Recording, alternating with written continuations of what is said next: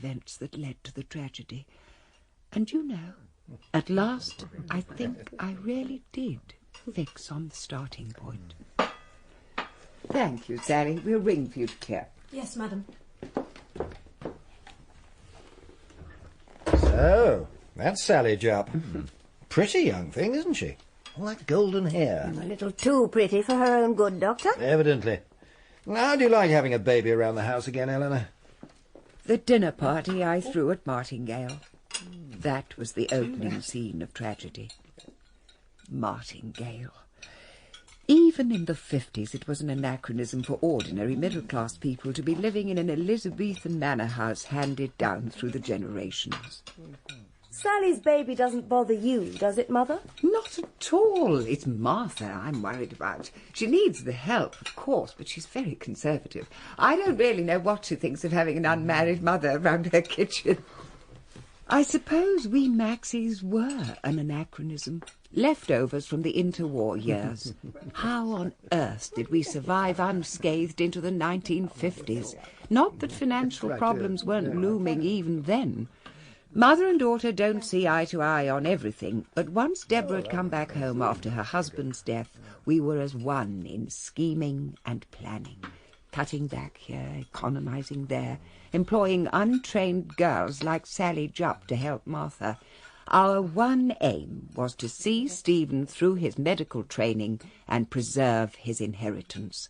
We were determined that when Simon, bedridden and nearly helpless in an upstairs bedroom, finally slipped away, Stephen would succeed his father to the house and grounds, just as Simon himself had inherited them from his father. Oh, I shouldn't worry about Martha too much.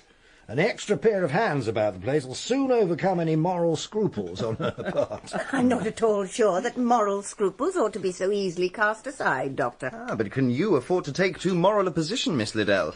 After all, as head of St. Mary's Refuge, unmarried mothers are your bread and butter. Take Sally Jupp. Oh, a case in point, Dr. Maxie. A baby, and no father to fix an affiliation order on. At least the girl refuses to name him. Oh, yes, it's on practical experience that I base my views. And they are? In a word, I see no reason why a girl who's simply gone after a good time, quite regardless, should receive more consideration from society than a young married mother struggling to bring up a family decently and respectably. Well, a few shillings from society don't go very far these days. This is a Christian country, my dear brother. The wages of sin are supposed to be death, not 8 bob of the taxpayers' money. Yet, Mrs. Risco, that's the position we've reached in this country. And if those seem like revolutionary ideas, then that's even further proof of the decline in our moral standards. An ordinary dinner party. Rather dull, really. Yet memory, selective and perverse, now invests it with an aura of foreboding and unease. In retrospect, it's become a ritual gathering of victim and suspects. Not all the suspects, of course.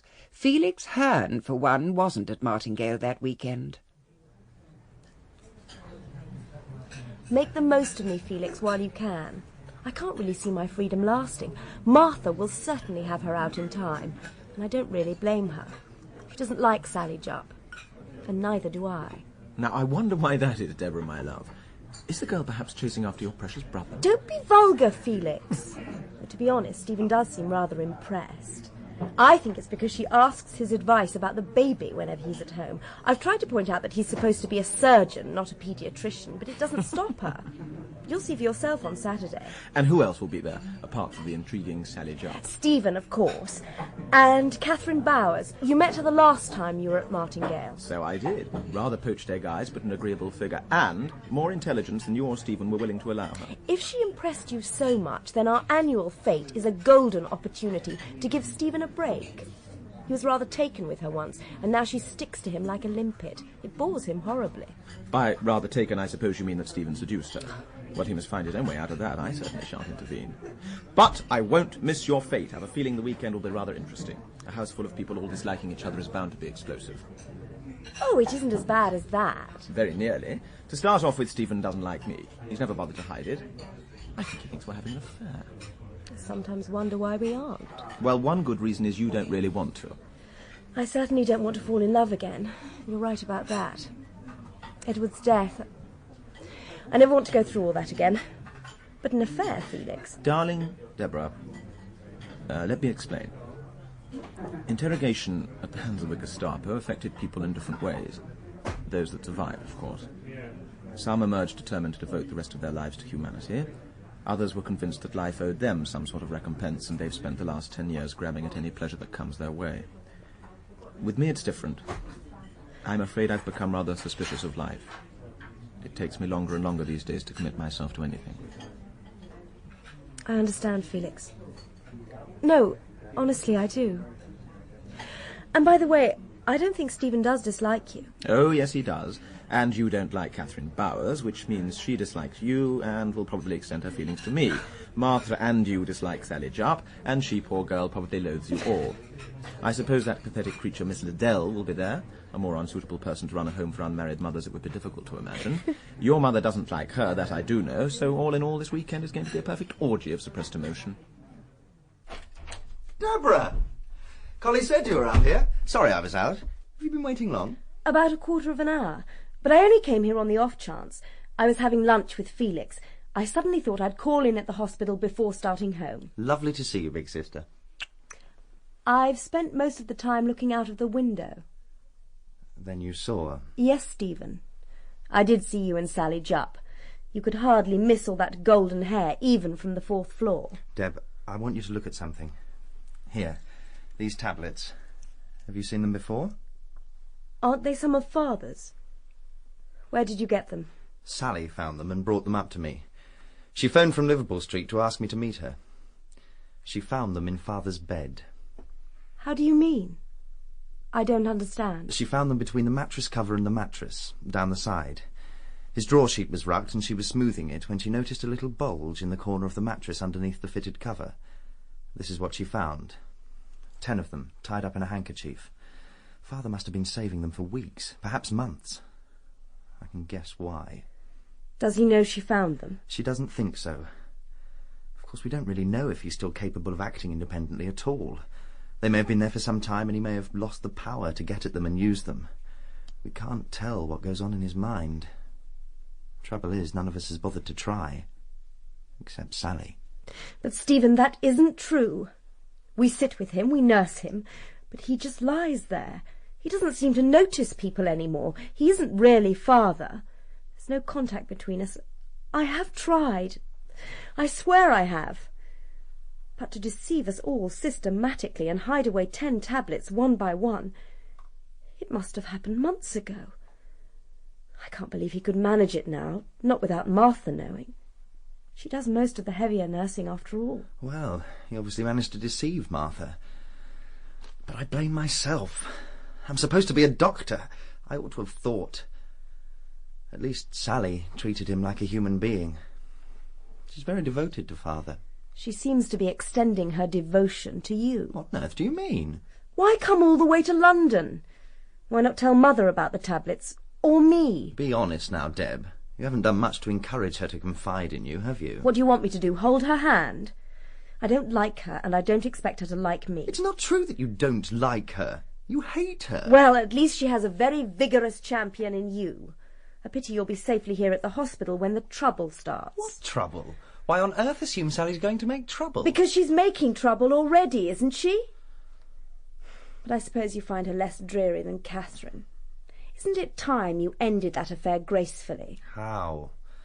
I'm a coward about these things. I've never found it particularly difficult. The art lies in making the other person believe they've done it. And if they won't cooperate? Men have died and worms have eaten them, but not for love. Look, you better take these tablets home. I'll put them in a bottle. Put this in the medicine cupboard in Father's room. And I think it'd be wiser if we took Father off the tablets altogether. I'll get a prescription made up in the dispensary. The same kind of drug, only in solution. Give him a tablespoonful at night in water, and do it yourself. Just tell Martha I've stopped the tablets. I'll explain it all to Dr. Epps when I see him on Saturday. Well, close the door behind you. You're late. I think that child is starving, poor mate. Where have you been? Well, you won't have to wait much longer, will you, my pet? Oh, Martha, isn't there any milk boiled? There is not. I'm not here to wait on you, Sally Jupp. Please remember that. If you want milk, you must boil it yourself. You know well enough what time that child ought to be fed. Doesn't matter, it won't take long. Sally, there's something I want to ask you. Oh, yes. I'll ask away. Did you take anything from the master's bed when you made it this morning? Anything belonging to him? I want the truth now. Well, it's quite obvious you know I did. Do you mean to tell me you knew he had those tablets hidden away and you said nothing? Of course I knew. I've nursed him for 5 solid years. Who'd know what he does and what he thinks of if not me? Oh, I suppose you thought he'd take 'em. Of course he wouldn't have taken 'em. But if you had to lie there year after year, perhaps you'd like to know that you had something that could end all that pain. Something that nobody else knew about. Until his silly little bitch, no better than she should be, come ferreting them out. Oh, very clever, weren't you? But you can give them back to me.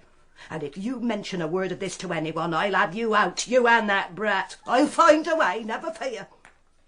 I'm afraid you're unlucky. I haven't got the tablets. I took them to Stephen this afternoon. You what? Yes, Stephen. And now I've heard all that silly twaddle, I'm glad I did. Just imagine Stephen's face if I were to tell him that you knew all along. You wouldn't. And why not?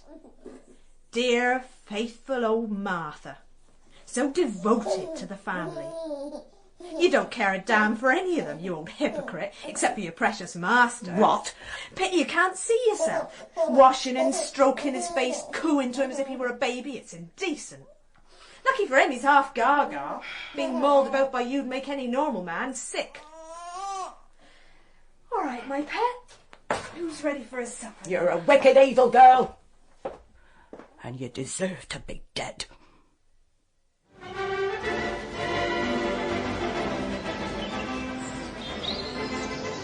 The children's three-legged race will start in the paddock in 5 minutes. All those competing through the paddock, please. Not an easy choice, Mrs. Webster. And both prints are the same price. 5 shillings each. Why not take them both, Mrs. Webster? They make a good pair. The First Quarrel and Reconciliation. By the same artist, too. 10 shillings, I don't know. Catherine's quite right, you know. They are made to hang side by side. I tell you what, I'll let you have them for 7 and 6 the pair. How about that? Oh. I'd take it if I were you, Mrs. Webster. That's a real bargain. You've talked me into it, Miss Burrows. Well done, Catherine. I'll just wrap them up for you. Deborah, you don't happen to know who donated them to your White Elephant stall, do you? I do, but I shouldn't really say. Not ethical. Oh, go on, do tell. Well, they were sent in by old Mr. Mortimer. I think they hung in his bedroom, but now he's on his own, he's shut up the first floor altogether. The house is too much for him. Poor man. Here you are, Mrs. Webster. Thank you very much. I'll just take these to the car. Good luck with the stall. This is quite fun, Deborah. I didn't think it would be. Amazing what people want to get rid of. It's even more astonishing what people would buy. Do you think Stephen will be coming by? Shouldn't think so. He's too busy with the horses. I say, Dr. Epps! Oh. I've got just the thing for you. Good afternoon, ladies. Are you about to make me an offer I can't refuse? Precisely, Doctor. Now, what do you say about this? Isn't this the most practicable winter topcoat you've ever seen? And look, a detachable waterproof lining, ideal for visiting the sick in winter. What a saleswoman. Yes, I must admit it. Hold on now. This garment rings a bell. Haven't I seen it? I know. Sir Reynolds Price. He's seen through your guilty secret, Deborah. All right, I own up. It is Sir Reynolds' contribution. Are you too proud to wear it? Oh, nothing of the sort. Here, let me try it on. Now, what do you think? Perfect. You look splendid, Dr. Epps. Well, I'll take it. Oh, how much? £1. And cheap at the price. Done. Now, I think I'll escape you two sirens before I get even more entrapped in your clutches. What a pair!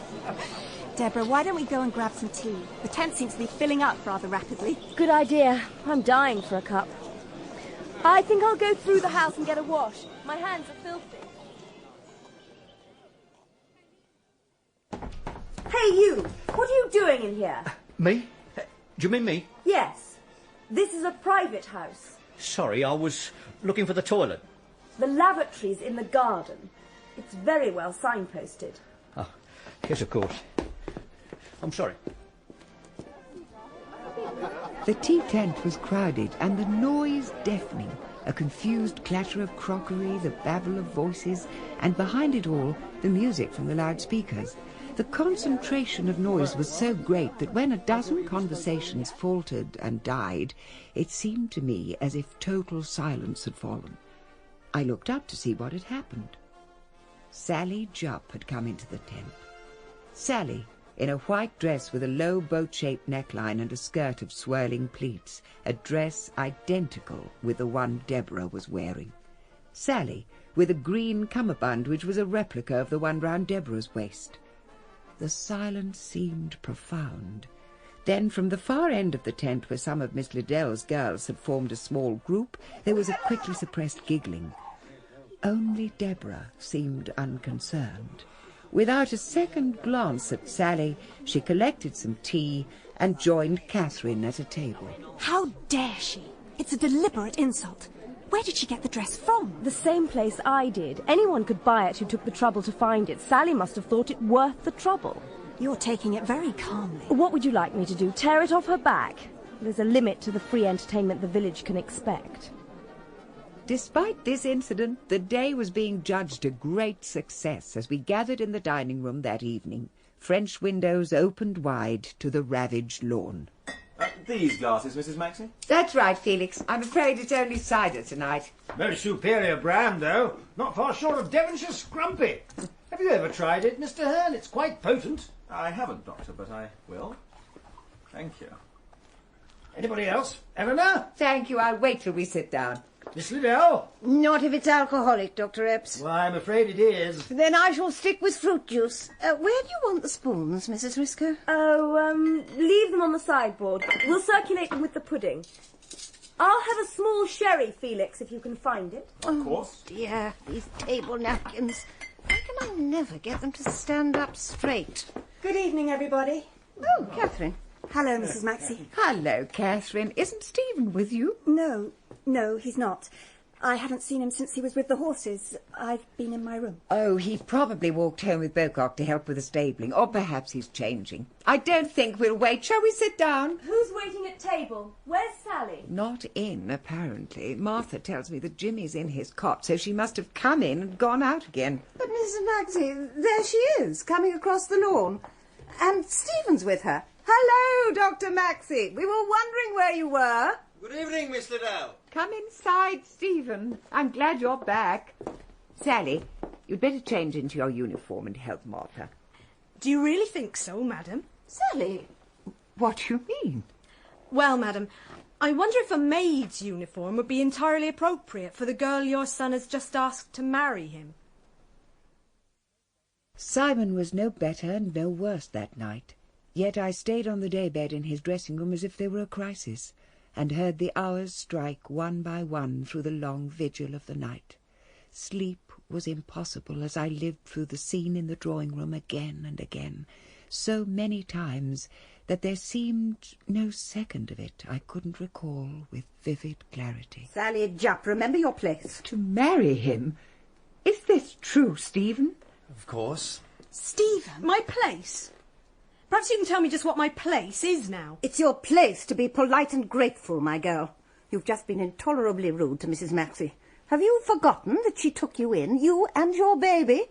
She's given you a home and your keep. Is this how you repay her? Miss Liddell... No, Mrs. Maxie, this needs saying.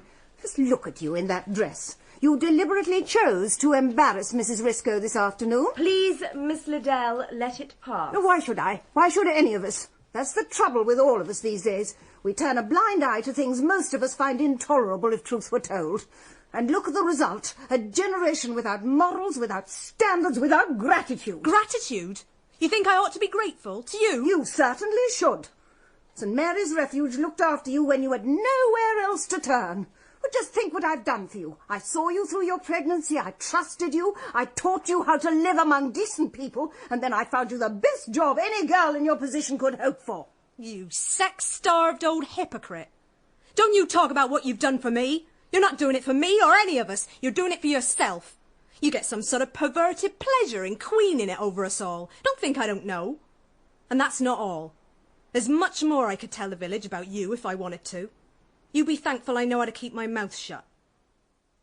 Lying in Simon's dressing room during the long watches of the night, I found myself remembering with uncomfortable vividness Catherine Bower's face, flushed with grief or resentment.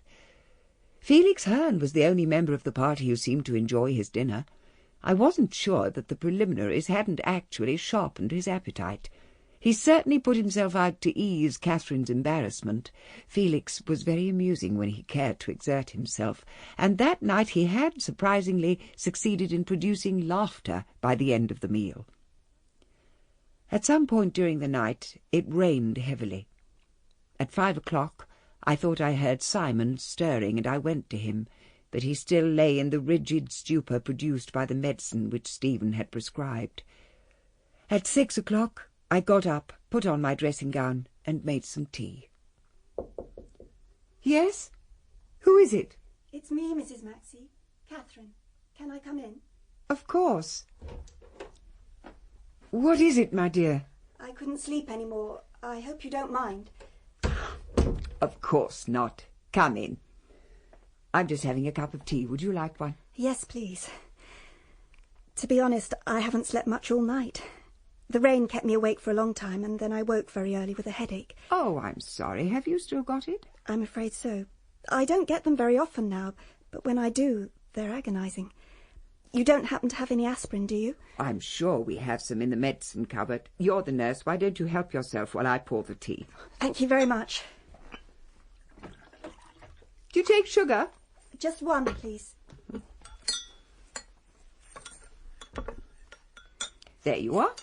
Thank you. You know, Sally's announcement came as a great shock to me, Mrs. Maxie. It was a great surprise to us all. But I had hoped. I know you and Stephen were quite close at one time, Catherine, but I thought it was all over between you long ago. Well, clearly Stephen thought so too. But you... I still love him. I think I always will. I don't think you will, you know. It may sound a bit unfeeling, but by and large, people get over unrequited love. Yes, but is it really unrequited? That's my difficulty. When we were in love, it seemed so permanent. I can't believe that all we meant to each other has simply vanished into thin air. Perhaps what's happened to Stephen is a temporary infatuation. That's not unknown, is it, Mrs. Maxie? I have to find out. Do you see that painting up there? The nude? I was wondering. It seems somehow inappropriate. Do you like it? Well, yes.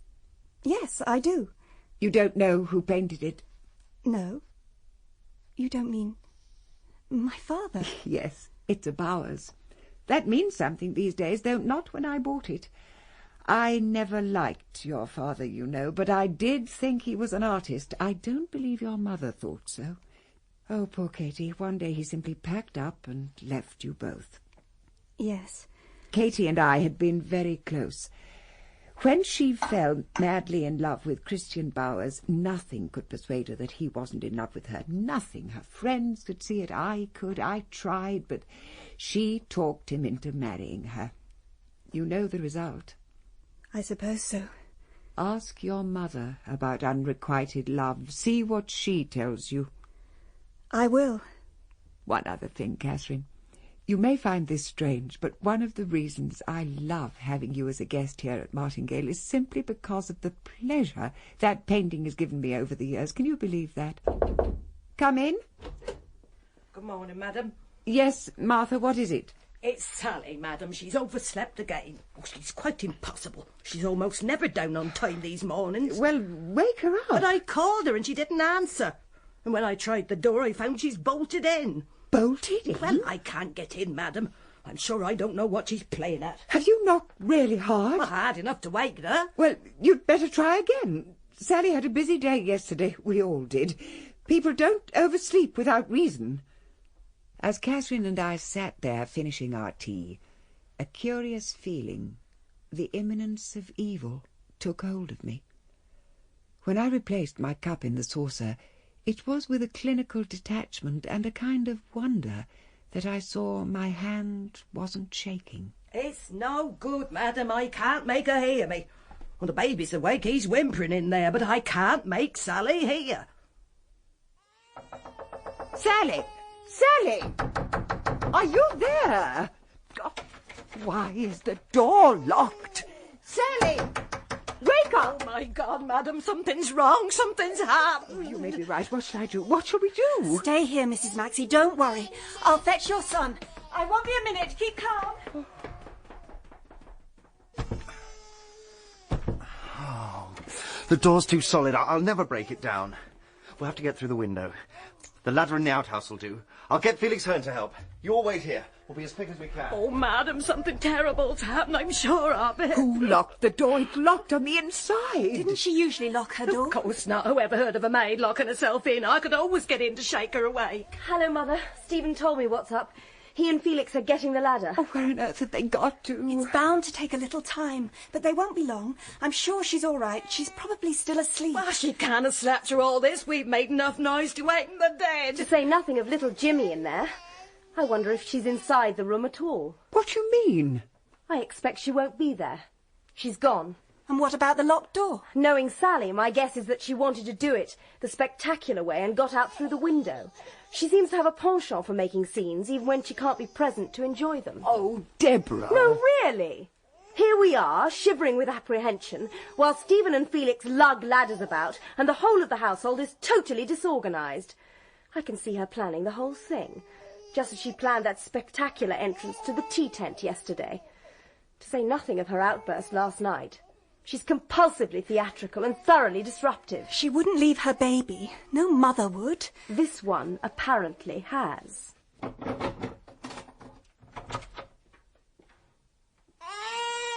Felix?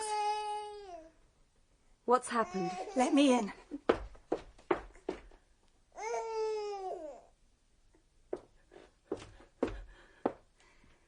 Dear heaven, it can't be. She's dead. Oh, my God. Oh, my God. I felt, rather than heard, the thud of Martha's retreating footsteps. No one followed her. Deborah and I pushed past Felix's restraining arm and moved silently as if under some united compulsion to where Sally lay. The window was open. The window was open, and the pillow on the bed was blotched with rain. Over the pillow, Sally's hair was spread like a web of gold. Bill, thank you for phoning. How are you coping? I hope my policemen aren't being too much of a nuisance. No, they're being most considerate. How's Simon taking it? I'm afraid he's in no condition to be involved at all. A blessing, really. He's in a sort of waking coma most of the time. Oh, I'm sorry to hear that, Eleanor. Look, there's no point in having the Chief Constable as a friend if he can't do something to help. I'm going to ask Scotland Yard to take over the investigation. They'll probably send a Detective Chief Inspector. What do you say? Thank you very much, Bill. I really am most grateful. So, it's you, Dalgliesh. Long time no see. I was wondering who'd picked the short straw. Manning, how have you been? Oh, well enough. Pretty stretched, though. With 3 full-scale inquiries on the go all at once. Now there's this. Well, that's probably why the old man decided to call you in. Glad to help out. This is Detective Sergeant Martin. Hi. Pleased to meet you, Super.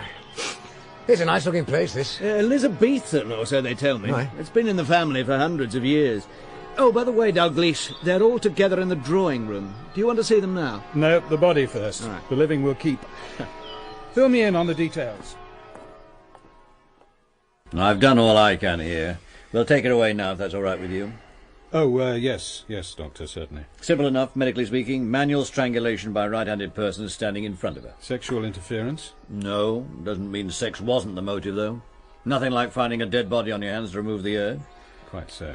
Tell you more after the post-mortem. I'll go and get the stretcher party. Nasty business for a Sunday morning. That door was bolted on the inside, you know. Was it? The classic locked door murder, sir. Not this time, Sergeant. Exit, entrance 2 probably, was by the window. I mean, look, you can see the marks on the stack pipe on the wall. And it looks as if he fell the last 5 feet or so. Not a difficult climb for anyone reasonably fit. And Sally Jupp. She was last seen alive... At 10:30 last night, carrying a late-night drink up to bed. This cup. She didn't finish it. Could it have been... Oh, funny you should ask. In fact, some dope has gone missing. The older Mr. Maxie's an invalid. A bottle of sleeping pills has wandered from his medicine cupboard. Of course, we'll analyse what's left in this cup. And anyway, the post-mortem will show if she drank any and if it was drugged. How about the attack? Any obvious motive? Oh, could be. There's no details, but I've heard gossip. Ah, gossip. Yeah, Miss Liddell showed up earlier on to take the baby away. She was here at dinner last night. It was quite a meal by her account. Apparently, the son and heir, Stephen Maxie, had just proposed to this Sally Jupp, and she'd blurted it out to everyone. You can imagine the reaction. The maid and an unmarried mother with a 6-month baby to boot. A motive for the family, I suppose. Yes, it'd be rather interesting to see how the family choose to present last night's events. I have a feeling the person we're after slept under this roof. We sat in the drawing-room waiting. Stephen and Catherine Bowers not too far from me, Deborah close to Felix Hearn, Martha on an upright chair against the wall sat ramrod stiff and apart from the rest of us. She seemed to regard the whole thing as a personal insult. I couldn't help thinking about the effect of all this on my 2 menfolk, Simon and Stephen. In the midst of the nightmare, there was some comfort in the thought that Stephen would get over it. The young always do. And that Simon, thank God, would never know. Sorry for keeping you waiting. As I told you, the Chief Constable has asked Scotland Yard to handle the investigation. This is Detective Chief Inspector Dalgliesh. He is in charge of the case as from now. My first thought as Adam Dalgliesh stepped into the room was, where have I seen that head before? And then I knew. An engraving by Dürer, was it in Munich? Portrait of an unknown man. Dalgliesh was that Dürer brought to life. How do you do? How do you do? Tall, dark and handsome. Not what I expected at all. Quite an interesting face, really. Poor Stephen. He looks shattered. Supercilious-looking devil. He's taken his time coming. I suppose the idea is to soften us up. Or else he's been snooping around the house. This is the end of privacy. Thank heaven Father's beyond it. Interrogation. That'll bring back the past. Well, Dalgliesh will discover that the Gestapo left me with 3 fingernails and a disinclination to answer even nice English bobbies' questions. I understand that the small room next door has been put at my disposal. I'd like to see you in there separately, please, and in this order.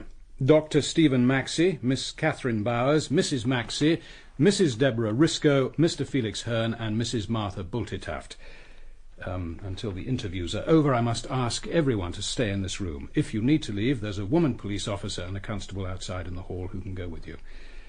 Could you lead the way, please, Dr. Maxie? Yes, it's through here. Does anyone get the feeling we're all going to be beaten by the headmaster? I'd better start by telling you that Miss Jupp and I were engaged. I proposed yesterday evening. There's no secret about it. Yes, I've been told. Please accept my condolences. I don't feel I've any right to condolences. I can't even feel bereaved. I suppose I shall when the shock's worn off. We were only engaged yesterday. Now she's dead. Still hasn't sunk in.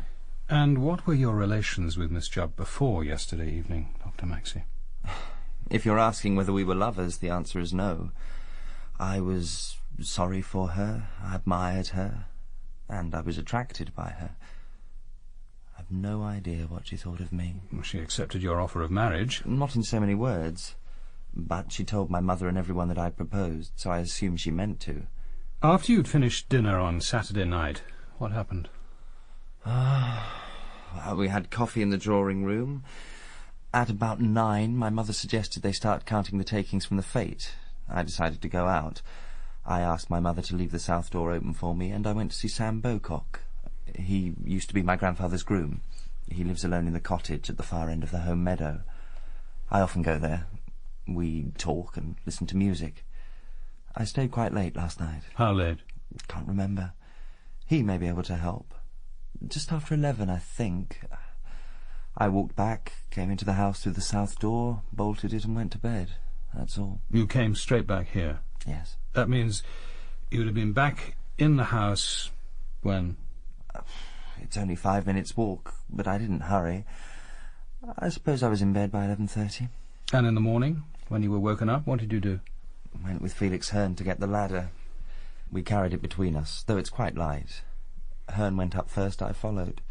The window was open, but the curtains were drawn. There's a wide window ledge. Apparently Sally kept a collection of small glass animals there. I noticed they'd been scattered, and most were broken. Hearn went over to the door and pulled back the lock. I stood looking at Sally. I saw at once she was dead. Take a look at this, Dr. Maxie.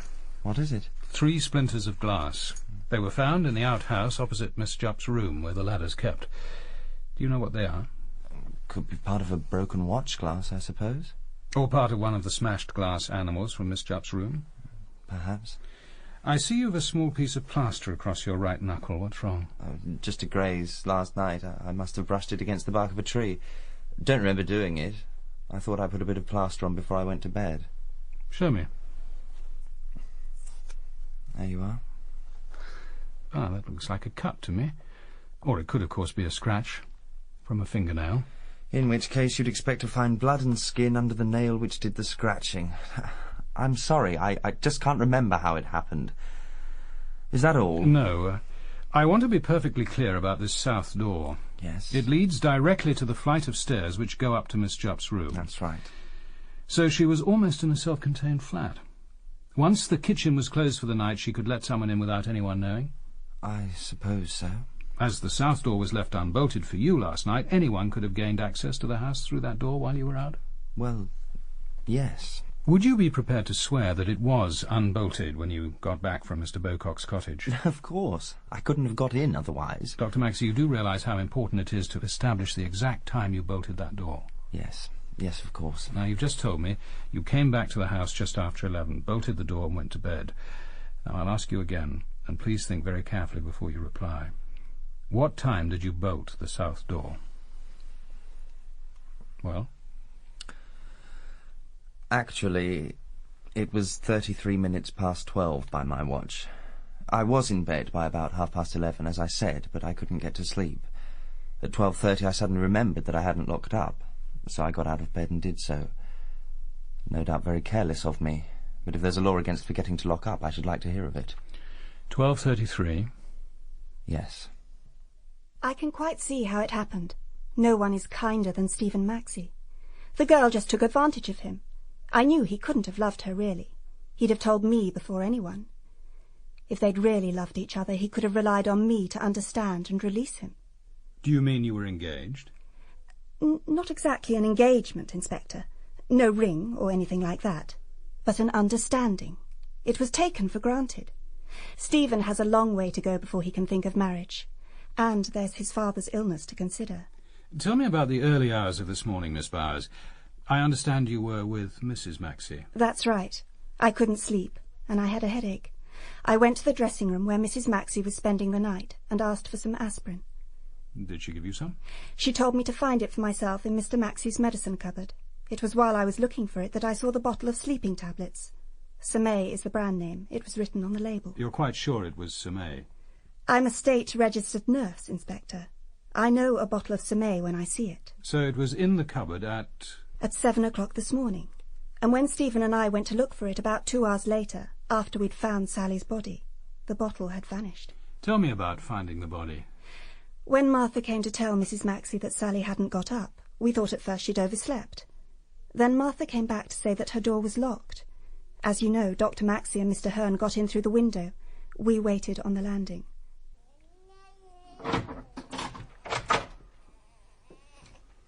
Felix, what's happened? Let me in.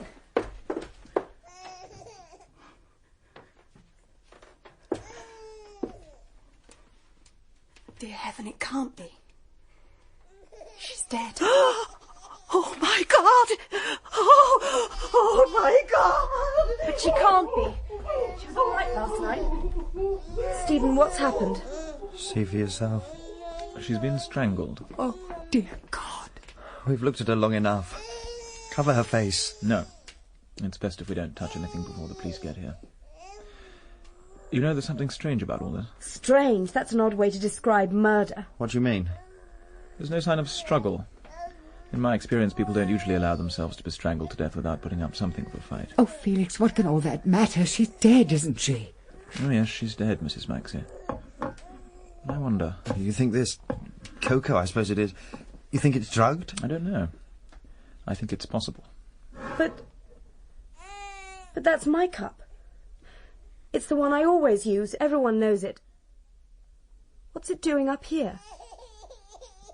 Oh, my God. I think I'm going to be sick. All right, leave it to me.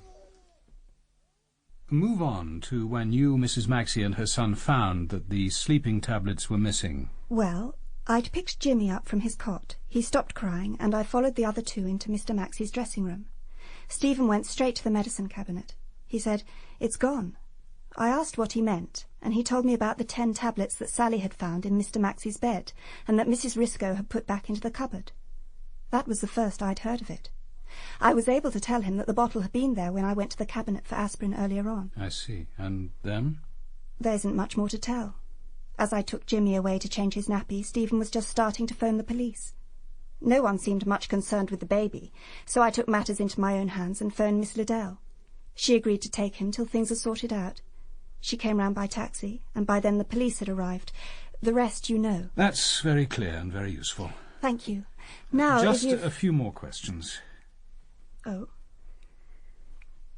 Yes? Yes, the earlier part of the night. Tell me what happened from about 10 o'clock onwards. Let me see.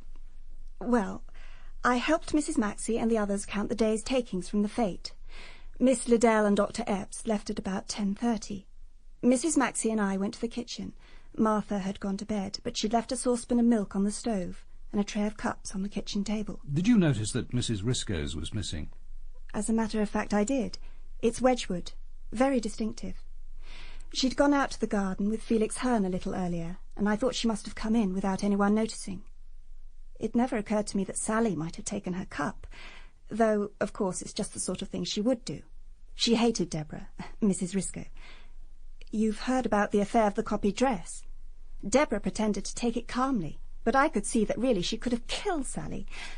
Oh, I didn't mean... Quite so. And then? Well, we made our drinks and took them up to the dressing room, which was where Mrs. Maxie said she'd sleep that night. I helped her make up Mr. Maxie's bed and get him comfortable. Then I went to bed. And what time was this? 11:15. You may find this part rather strange. Something happened? That scene before dinner, it had been a great shock. I just couldn't believe that Stephen and that girl were engaged. Dinner itself was a nightmare, everyone behaving as if nothing had happened. Of course, the Maxies never do show their feelings. But no one said anything to me, though in a way I was the one most affected. So what did you do? Well, I couldn't sleep, and I couldn't bear to lie there all night without knowing the truth. The natural thing seemed to ask Sally. I put on my bedside lamp and looked at my watch. And the time was? 3 minutes to midnight. That didn't seem too late to have things out, not in the mood I was in. So I went to Sally's room. Yes, Miss Bowers? Her door was locked, but I could see the light through the keyhole. I knocked and called to her. She must have heard me, because the bolt was suddenly shot home, and she stood in front of the keyhole cutting off the light. I knocked again, but it was obvious she wasn't going to let me in, so I went back to my room. I see. Straight back? Not quite. I thought I'd see Stephen. I just had to know the truth. The light wasn't on in his room, so I knocked and went in. I felt that if only I could see him, everything would be all right. And was it? He wasn't there, Inspector. The bed was turned down for the night, but he wasn't there. I'm surprised you bothered to ask, Inspector Dalgliesh. You must know that I would disapprove strongly. Even though Sally Jupp's affection for your son could have been genuine? I'm paying her the compliment of assuming it was. But what difference does that make? I'd still have disapproved. They had nothing in common. He'd have had to support another man's child. It would have hindered his career, and they'd have disliked each other within a year. Of course I disapproved. I'm sorry to discuss what must seem no one's business but your own, but you must see its importance. Naturally. It provides a motive for several people, myself particularly. But one does not kill to avoid social inconvenience. I admit I intended to do all I could to stop them marrying.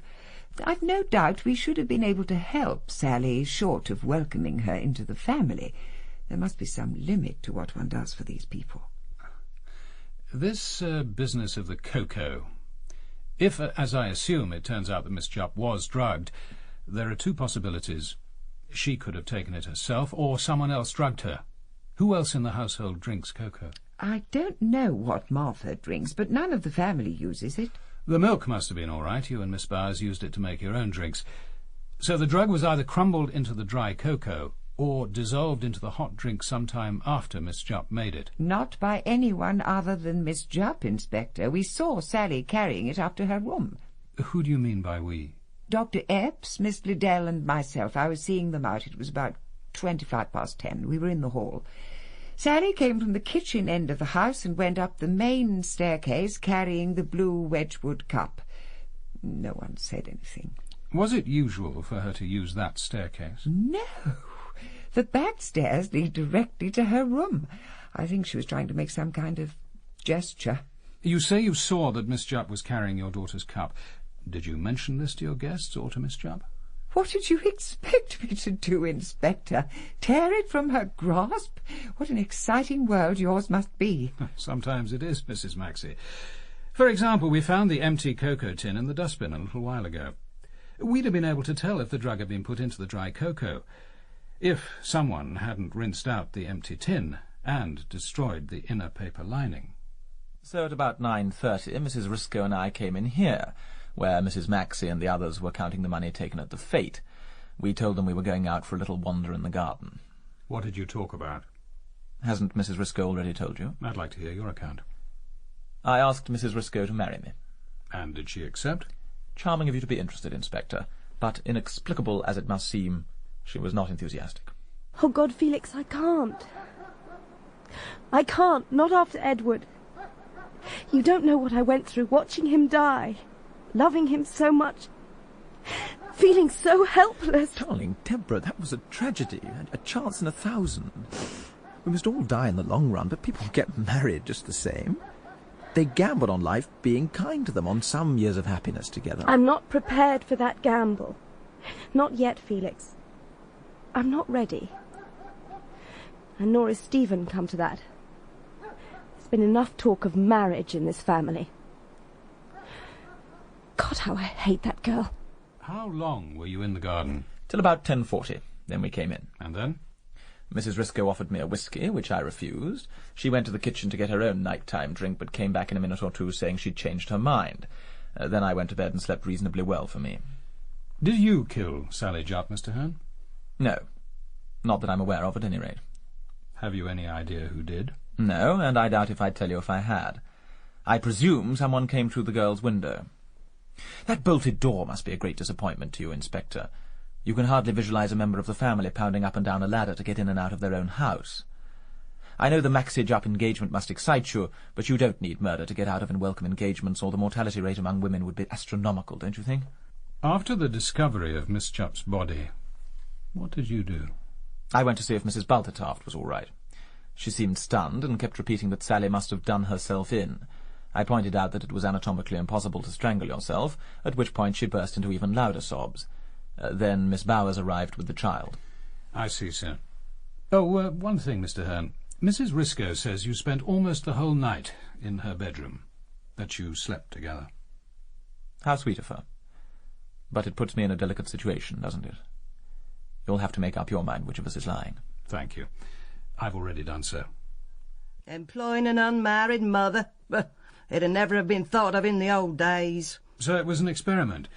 What sort of a girl was Miss Jupp? Were you satisfied with her? Satisfied enough. But first, anyway. What made you change your mind? She began to get cheeky. She started acting as if she was the mistress of the house. Well, I suppose she was beginning to think that she might be mistress here one day. Then she was out of her mind. But Dr. Maxie did propose to her on Saturday. Yeah, well, I know nothing about that. Yeah, Dr. Maxie couldn't have married Sally Jupp. Well, you can't now. Someone made certain of that, didn't they? Those tablets found in Mr. Maxie's bed... She didn't find any tablets. She got them out of the bottle. Yeah, it was all a game to get attention. Well, I'd do all the heavy nursing. If there was anything hidden in that bed, believe me, I'd have found it. One other thing, Mrs. Bultituft. There was an empty cocoa tin found in the dustbin. That's right. I found it on the kitchen table this morning. I took out the inner paper and put it in the stove, and then I rinsed out the tin. Why do that? Madam doesn't like dirty tins in the dustbin. We rinse out all the used tins at Martingale, always have done. We won't keep you long, Miss Liddell. Sergeant Martin and I are here, of course, about the death of Sally Jupp. Oh, dreadful business, dreadful. She stayed here for the last 5 months of her pregnancy, you know, and came back to us when she'd had the baby. You must have got to know her very well, Miss Liddell. Did you like her? Like her? What can I say? If you'd asked me last week, I'd have said she was an excellent worker and a most deserving girl. But now, I can't help wondering if I was wrong about her. You mean because of the scene with Dr. Maxie? Oh, I was never more shocked in my life, Inspector. Of course she had no right to accept him, but she looked positively triumphant when she stood in that window and told us. I shall always blame myself. I recommended Sally to Martingale, you know. So you think Sally Jupp's death is the direct result of her engagement to Stephen Maxie? Well, it looks like that, doesn't it? I agree that her death was highly convenient for anyone who disliked the proposed marriage. The Maxie family, for instance. Oh, what a terrible thing to say, Sergeant. Terrible. Of course you don't know the family as we do, but you must take it from me that that suggestion is fantastic. Miss Liddell, we've spoken to the Proctors, Sally's next of kin. Can you tell me why you phoned Mr. Proctor on Saturday morning? What? Their daughter said she spoke to you, Mum. Me? Phoned Sally's uncle? No, there's some mistake. I haven't been in touch with the Proctor since Sally first went to Martingale. What on earth would I phone Mr. Proctor about? That's what I've been wondering. Your private papers, Miss Liddell, documents about the running of the refuge and things like that, where do you keep them? Oh, over here, Inspector, in this drawer. Actually, I keep it locked. The key is in this little compartment. Anyone who wanted could find that very quickly. Do you mean that Sally might have pried about among my things? Oh, yes, I see it now. That was why she liked to work in here. Oh, that docility, that politeness. So much pretence. And to think I trusted her. She must have been laughing at me all the time. I suppose you think I'm a fool, too. Well, I may not be very clever with figures and accounts, but I've done nothing to be ashamed of. And they've told you about that scene in the dining room, I suppose, but I've done nothing wrong. You can ask any member of the committee. Sally Jupp could pry as much as she liked. A lot of good it's done her. Poor girl. Poor little girl. And she was so happy yesterday evening, Stephen. How do you know, Vicar? Did you speak to her after the fete? No, not after the fete. I get so muddled about times. But no, it wasn't yesterday. It was Thursday evening. We walked up the road together, and I asked about Jimmy. She was so happy. Told me about her marriage and how Jimmy was to have a father. So very, very happy. You must have the wrong day, Vicar. Really? Why? I asked Sally to marry me on Saturday. Saturday at 7:45. She couldn't have told you about it on Thursday. Oh, is that important? Dalgliesh will probably think so. Dr. Maxie, do you recognise this? Yes. It's the bottle of Sommeil from Father's drug cupboard. There are 7 tablets here. Do you confirm that 3 are missing? Well, naturally I do. I put 10 in. Could I ask where that bottle was found? Why not? It was buried in the lawn in the area used for the treasure hunt. The person responsible was considerate enough to mark the place, with one of the named pegs lying around. Whose peg? Curiously enough, Mrs. Risco, yours. Your peg, your cup, with drugged cocoa. Why? Why, indeed. If anyone can answer that, I'll be in the business room for an hour or two. Mr. Hinks, isn't it? Oh, yes. Perhaps you could spare me a few minutes now, and perhaps one of you will let me know when Dr. Epps arrives? You mean you think she was doped first? That's bad. The missing Sommeil tablets indicate that, Doctor. This projected marriage would have been calamitous for the Maxies financially, which gives several people in the household an interest in seeing it didn't happen. At the cost of killing a girl? Making a child motherless as well as fatherless? What sort of people do you think we are? I only deal in facts, Doctor. Stephen never told me about those tablets, Inspector. Well, not much chance. With a fate and all that, I suppose. Probably thought I wouldn't be much help. I've known his father, Simon, for 30 years. We ought to know your patience, but I didn't even go up to him very much recently. Just left the prescription, week after week. Stephen wouldn't overlook carelessness like that. Who else in the village has been taking Sommeil? Well, I can look it up when we get to the surgery, but it's not a common prescription. I can remember one or two. Sir Reynold Price is one, and... Good God! What is it, Doctor? Here. In my coat pocket. A bottle of... Of what? Sommeil. Sommeil tablets. Oh! No mystery, Inspector. This is Sir Reynold Price's stuff. This was his coat. How did it come into your possession? Dawned colourless and bleak, an uncertain week stretching ahead. Deborah had ordered 6 newspapers, whether as a gesture of defiance, I couldn't help wondering, or out of genuine curiosity. Chief Inspector Dalgliesh had locked Sally's door, but kept hold of the key, and he made frequent visits there. He offered us no explanation of what he found, or what he hoped to find. At midday the telephone rang for the 20th time that morning. This time, Sir Reynold Price.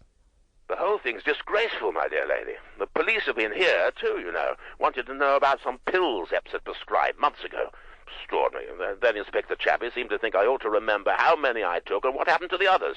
I ask you. I told him, I said, I've got better things to do. How very tiresome for you, Sir Reynold. I'm afraid this business is causing a lot of trouble to everyone. Yes, and raking up a lot, too. They were asking about that spot of bother we had at St Mary's 2 years ago.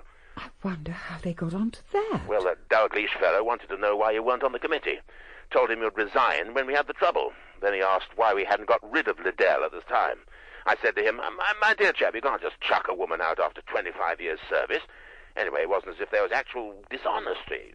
Muddle, yes, but anyway, I told the man we'd had Liddell before the committee, then sent her a letter confirming the new financial arrangements. Did he ask why I resigned? Well, I told him. I said you thought we should have turned the home over to one of the national associations. Well, I just thought it was time we handed over a difficult job to trained and experienced people. That's what I told him. You'd lost confidence in the Liddell woman. You may well have been right.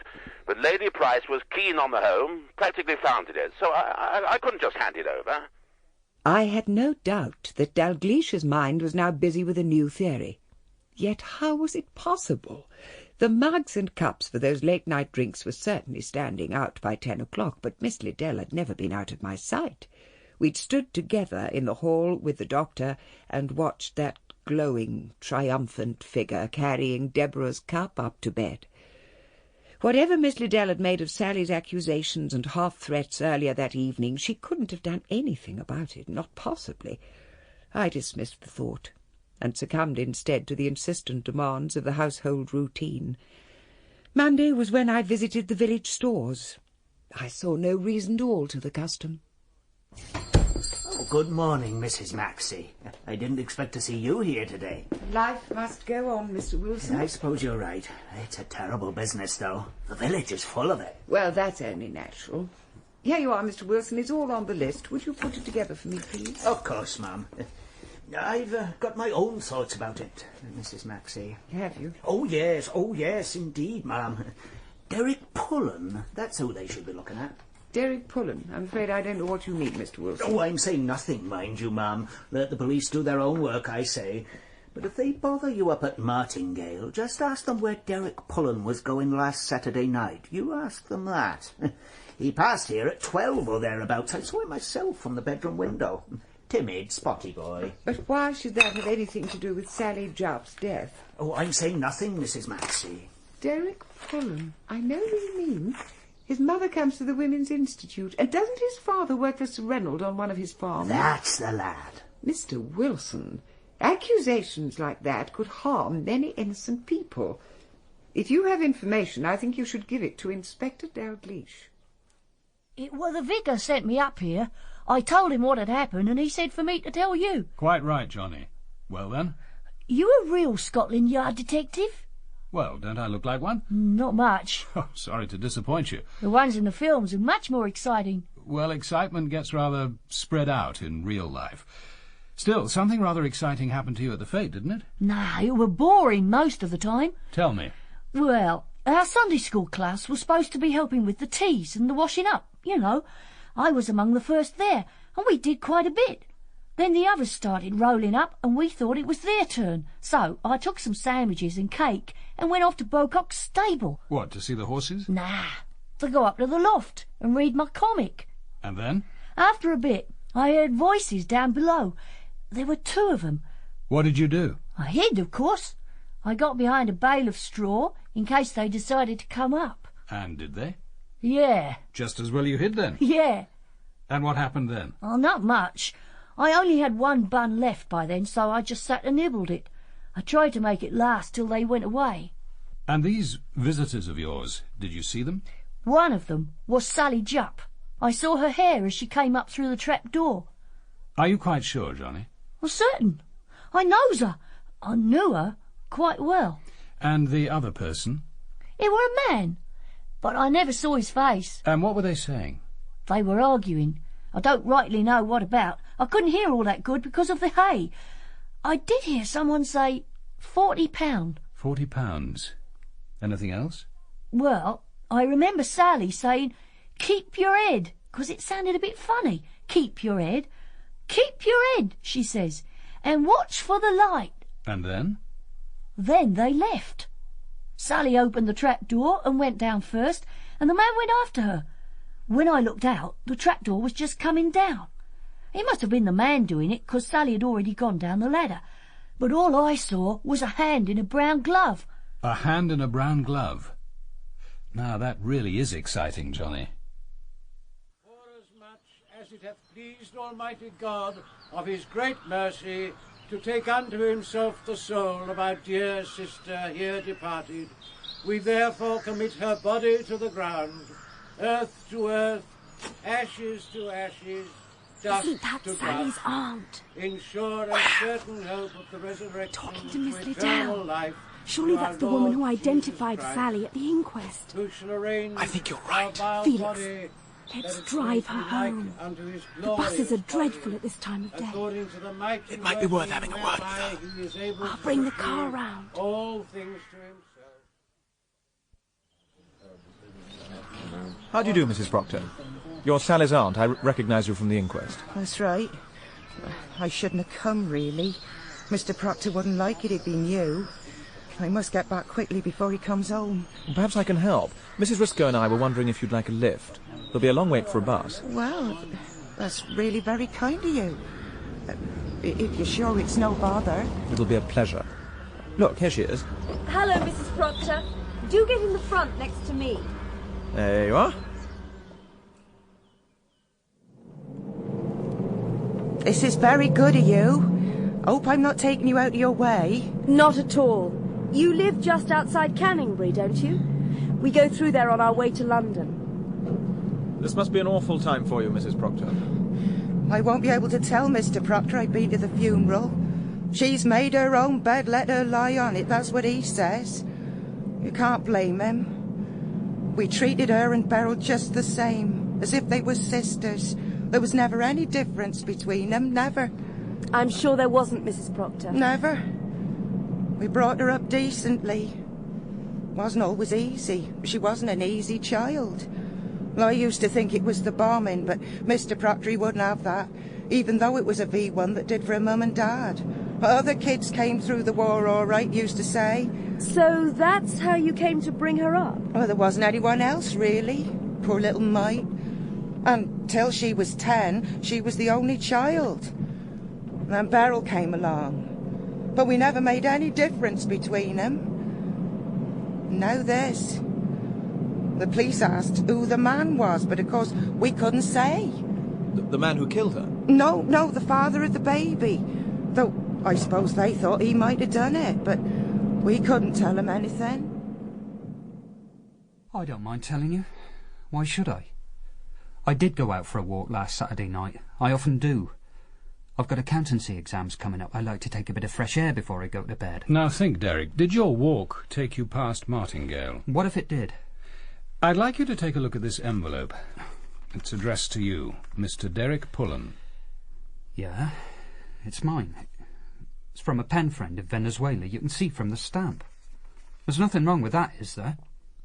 Where did you find it? In Sally's room. It's not the stamp that interests me, Derek. It's the writing on the back. Turn it over. Those 3 dates. Is that your writing? Yeah. What do they mean? Well, about a month ago she asked when I could meet her. I jotted down some dates for her. She used to lock her door and come down the drainpipe, didn't she? We found her palm marks on the pipe. All we did was sit in the old stable block and talk. Just talk? Well, we walked in the garden once or twice. We didn't make love, if that's what you was thinking. I suppose all policemen have dirty minds, but she wasn't like that. What was she like? Well, I think she was lonely. She missed the other girls at St. Mary's. She was a wonderful mimic. I could almost hear Miss Liddell talking. That day she went up to London. You looked after the baby, didn't you? Yeah, that's right. I took a day's leave from the office. It was all above board. But she could have left him at Martingale. Mrs. Bultituff would have looked after him. Why all the secrecy? Well, Sally liked it that way. She liked things to be secret. I think that was half the thrill in sneaking out at night. Those glasses, Derek, they aren't your normal ones, are they? What happened to the ones you usually wear? I lost them. That is, I broke them. I'm having them mended. Did you break them at the time you got that bruise over your eye? Yeah, I knocked into a tree. Did you just? The trees round here seem particularly hazardous. Dr. Maxie grazed his knuckle on one, I'm told. Could it have been the same tree, I wonder? I suppose the police asked a lot of questions about where you were on Saturday night, Mrs. Proctor. Oh, I told them. I was at home with Beryl. I remembered all about Saturday, all right. It was a funny day, really. It started so oddly. Well, Miss Liddell phoned us in the morning to talk to Mr. Proctor. Beryl answered, but Miss Liddell hadn't been in touch with us for months, not since Sally took her new job. I expect the police asked Mr. Proctor where he was on Saturday night. We weren't likely to forget. That was the night he had his accident. He wasn't home till 12 and he was in a proper state. His lip all swollen and the cycle bent. He'd lost his watch too. Good heavens. How did it happen? He came off at the bottom of a hill, somewhere Finchworthy way. He was coming down fast and someone had left broken glass in the road. Of course it ripped up the front tyre. Landed in a ditch, he did. Might have been killed. Must have been terribly worrying to see him in that state. Oh, it was. Well, I'd been worried anyway, he was so late. 11:30, I'd gone to bed. I must have slept a little, but I got up when I heard him. It was midnight already. His face looked awful, streaked with blood. Oh, dear. And he was shaking all over. Poor chap. Well, I made him a cup of tea while he had a bath. It must have been 12:30 before we were in bed. He's still shaken up by it even now. I bet he is. And then to have the police arriving next day to tell us about Sally. No, we shan't forget that night, Nari, I can tell you. Only one thing, Martin. I can think of half a dozen oddities in this case. Soda? Oh, no, not for me, sir. Quite right, too. The only way to savour a malt, or any other whisky if come to that, is to take it neat. Thank you. Well, what do you think? Oh, it's very good indeed, sir. It's most unusual. The case, Martin. Oh. Tell me, what is it that struck you as particularly odd? Well, it's why Dr. Maxie went to all the trouble of fetching Mr. Hearn to help him with a ladder. It isn't very heavy. The quickest way to the stable block would have been down the back stairs. Instead of that, Maxie goes off to find Hearn. It's almost as if he wanted a witness to the discovery of the body. It's certainly a possibility. Oh, Sam Bocock did confirm Dr. Maxie's story to some extent. No, Sam Bocock would confirm anything the Maxes said. You heard him. They're good people up at the house. He'd maintain that at the judgment seat. I thought him honest, sir. Of course you did, Martin. You're a countryman. I'd have liked him better if he hadn't looked at me with that half-pitying expression you sometimes see on old country folk. No doubt with your background you can explain it. I wouldn't try, sir. Just as well. I don't think I'd like the explanation. No, we're not likely to get anything very helpful from Bocock. Well, we got something, sir. Remember he told us he'd seen young Johnny Wilcox slipping out the tea tent at about 4:10. And that means the meeting in the stable loft took place before 4:30. Yes, and that fits in with Sally Jupp's subsequent movements, including her appearance in the tea tent and a duplicate of Mrs. Risco's dress. Yes. She must have changed after that meeting in the loft. No one saw her in it before. And there's another funny thing, sir. Why wait till then? She must have had the dress some time. Yes, perhaps something said during the meeting led her to do it. Or perhaps it was tied up with this curious business of her marriage. You mean the vicar's story? Can we believe him, sir? Why not? According to him, Sally Jupp knew on Thursday that she was going to be married. Yet young Maxie only proposed on Saturday night. Yes, that is odd, sir. Talking of Dr. Maxie's love life, Martin, I haven't shown you this yet. It arrived yesterday morning. Posted from Bexhill-on-Sea. Dear Sir, I think it my duty to inform you that a Mr. Maxie stayed at this hotel last May the 24th with a lady he signed for as his wife.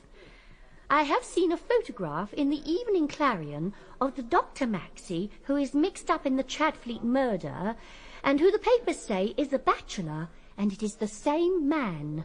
I would be grateful if my name and the name of my hotel, which has always catered for a very good class of person, could be kept out of this. Yours faithfully, Lily Burwood, Mrs. I sent young Robson down there. He had a couple of photographs with him taken at the fete. They confirmed a rather interesting little theory of mine. Any idea who young Max's partner in sin was? Would it be Miss Catherine Bowers, sir? Full marks, Martin, full marks. That was nearly a year ago, sir. Is it still going on? Unlikely, but it's a complication. Miss Bowers may easily have been hurt by what happened. I think she's desperate to marry Dr. Maxie, and her chances have now increased since the removal of Sally Jupp. Cheers. So, what do we make of our Mrs. Proctor? Poor woman. Completely under the thumb of that husband of hers. But she's certainly given us something to think about. Do you really want to go on with this detection business? Why ever not? Only that you might discover facts you'd prefer not to know. Such as that a member of my family's a murderer. I didn't say that. You've been very careful not to, Felix. But I'd prefer honesty to tact. It's what you think, isn't it? Speaking as a murderer myself, it's a possibility. You mean the resistance? That was war. Anyway, you didn't kill women, did you? I killed 2. At the time it seemed necessary. Well, I suppose killing Sally Jupp seemed necessary. To someone. Then why not leave it to the police? If we start interfering, there's no knowing what the consequences might be. At the moment, the case is wide open. Stephen and I got through Sally's window, so could almost anyone else. The only thing connecting this crime with Martingale is those sleeping tablets. And they needn't be related to it. Other people had access to the stuff. No, the most likely interpretation a jury would put on this case is that someone known to Sally got through her window and killed her. Who knows? She may have admitted gentlemen callers that way on previous occasions. Curiously enough, I can't believe that. I'd like to, for all our sakes, but I don't believe Sally was promiscuous. I never liked her, but I don't want to buy safety for me or the family at the cost of blackening the poor little devil's reputation. Now she's not here to defend herself. I think you're right, but there's no need to make that Dalgliesh fellow a present of your opinions. Let him reach his own conclusions. This whole case may run into the sand if we keep cool heads and our mouths shut. That Sommeil is the greatest danger. Yeah, and the hiding of the bottle seems to connect it to the murder. Even so, it was your cup, not Sally's, that the drug was put into. Anyone could have done it. Even me. Even you. It could have been put there by Sally. She may have taken the mug to annoy you. I think she did. But she may have put the drug into the cocoa simply because she wanted a good night's sleep. It wasn't a lethal dose. In which case, why was the bottle hidden? Either because someone believed the drug was connected with the murder and wanted to hide the fact, or because someone knew perfectly well that it wasn't and wanted to implicate the family. You in particular, since your stake was used to mark the hiding place. There's a pleasant thought for you. Felix, if they never solve this crime, can you really imagine us living on, happily at Martingale? Don't you ever feel that you must know the truth? Honestly now, don't you ever convince yourself that Stephen did it? Or I? You? With those fingernails? Never. Her neck was heavily bruised, but it wasn't scratched. Stephen's a possibility. So are Catherine and your mother and Martha. So am I. In fact, the excess of suspects is our greatest protection. Let Dalgliesh take his pick. Well, I pick Catherine. It isn't likely, though. I can't see her capable of murder. And the rest of us are? Even Mother? She particularly, if she thought it necessary.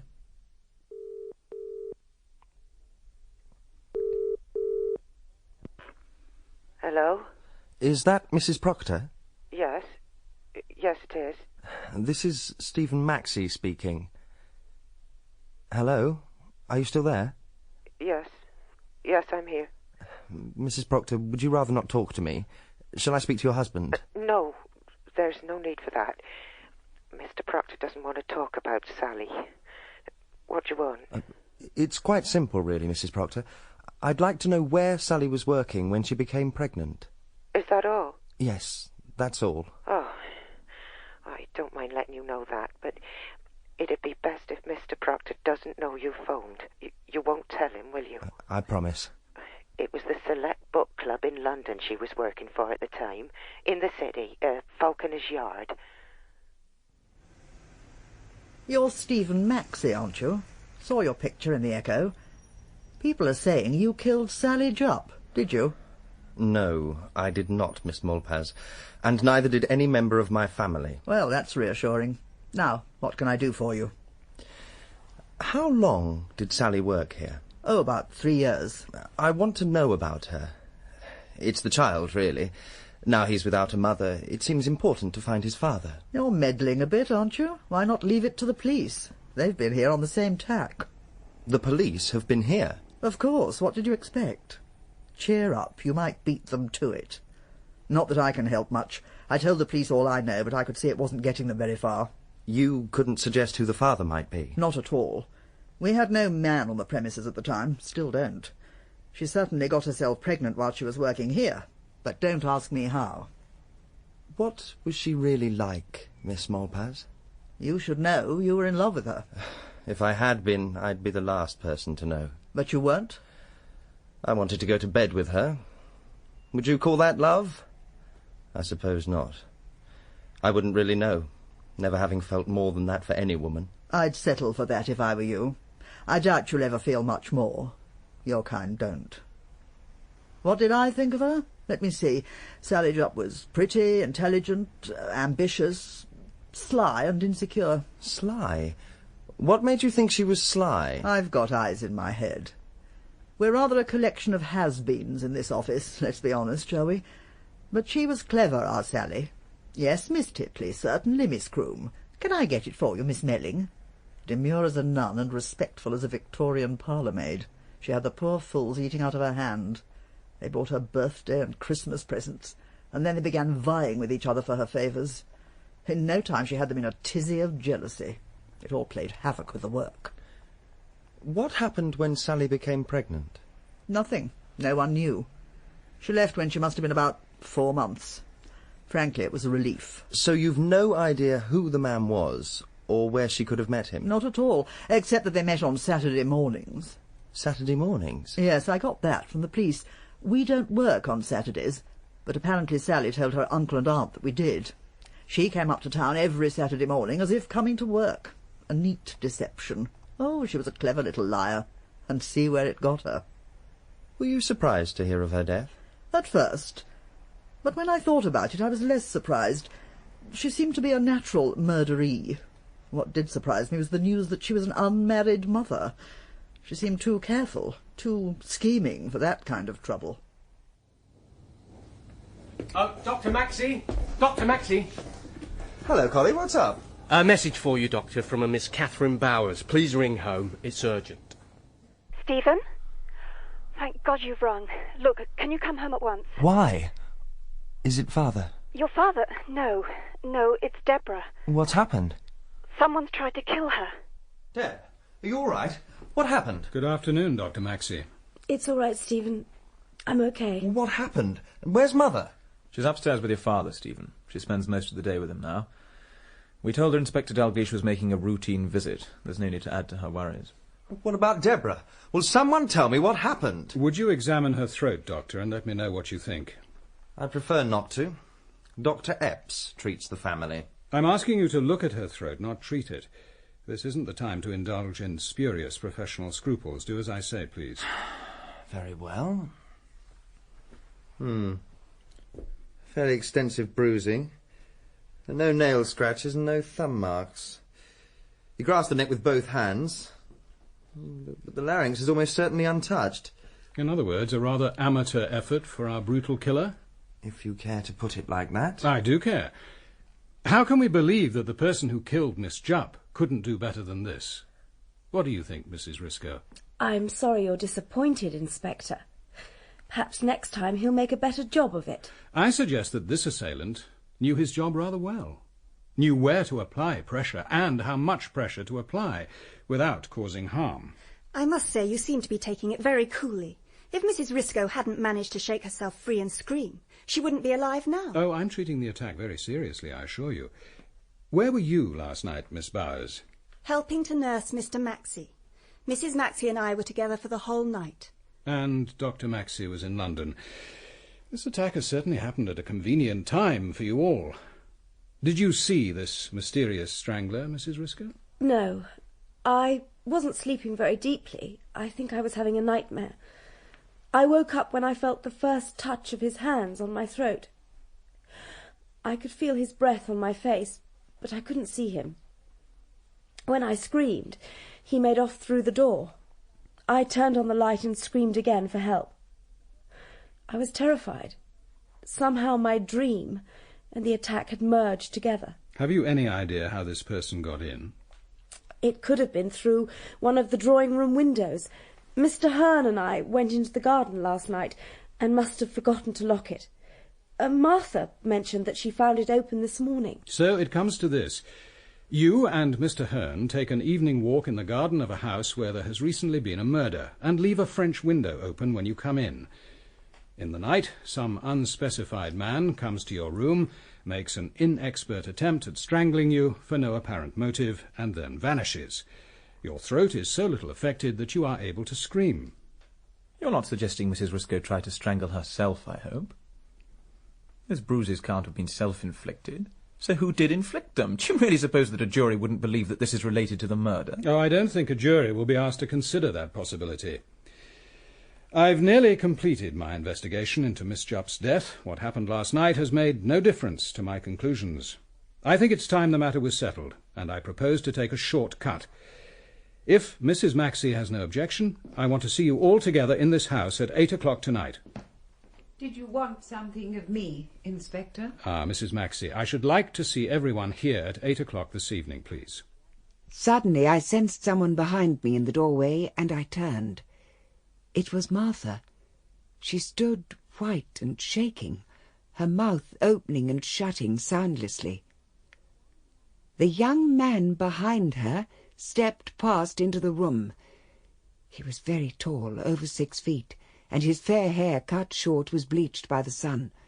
A rucksack was slung over his shoulder, and I noticed he carried a brand-new airline bag in one hand.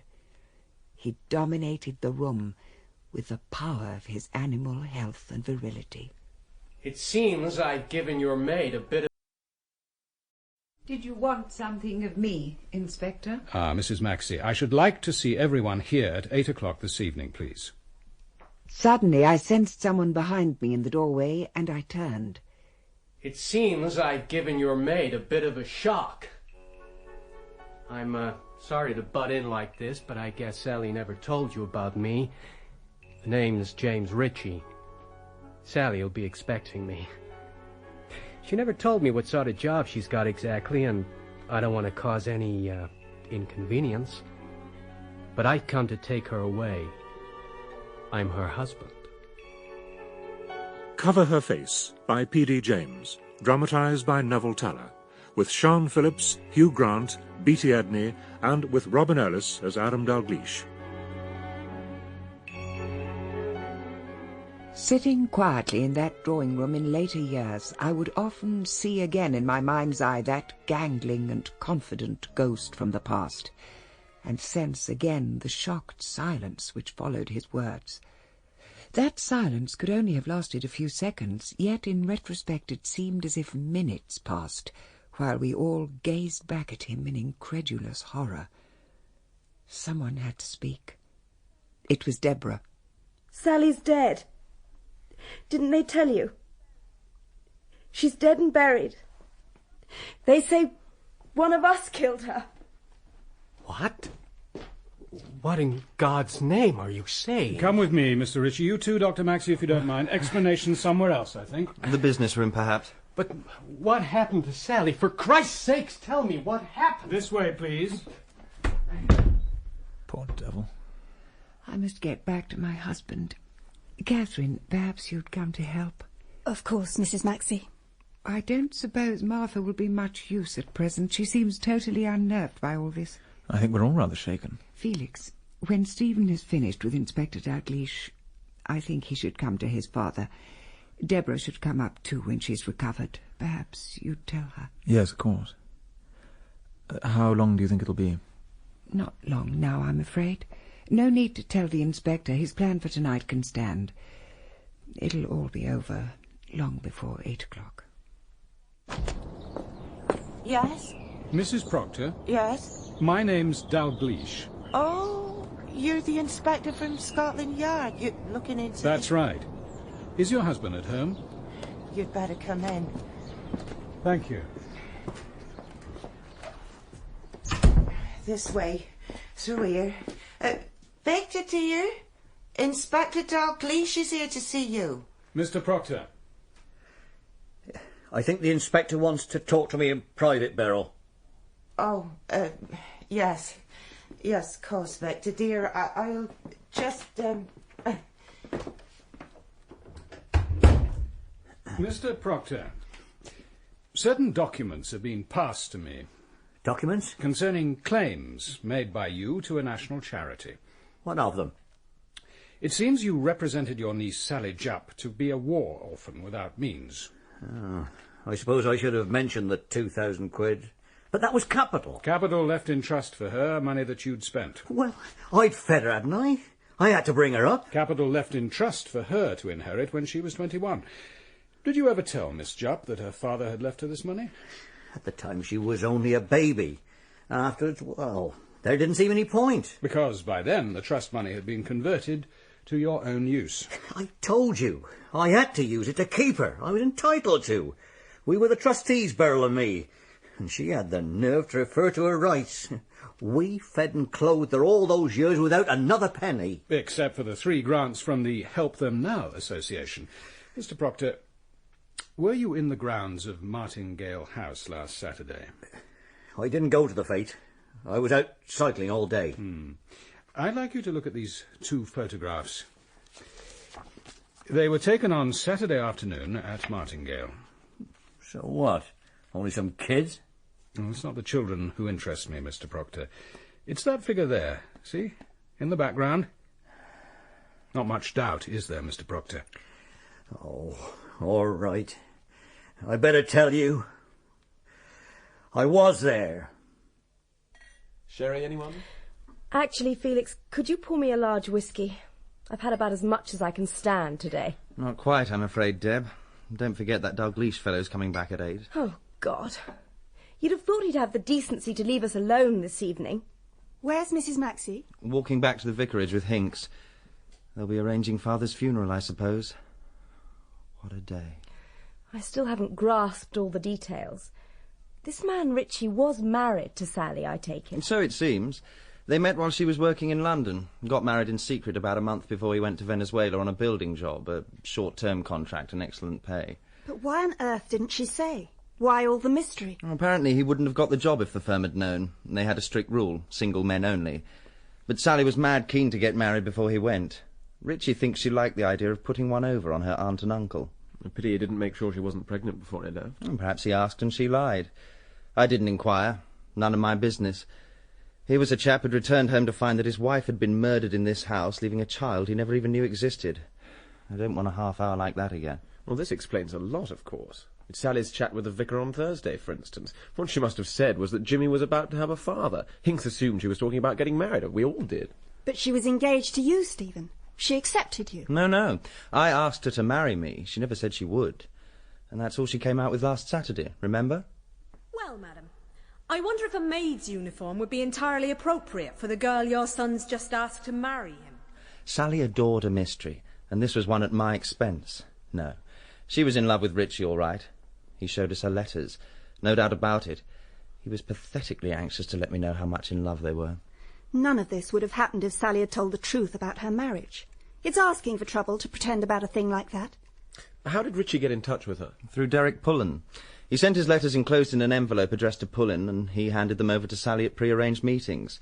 She never told him they were from her husband. I don't know what story she concocted, but it must have been a good one.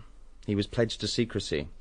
Sally knew how to choose her dupes. She liked amusing herself with people, but they can be dangerous playthings. Obviously, one of her dupes thought the joke had gone far enough. Wasn't you by any chance, Maxie? You always were an offensive bastard.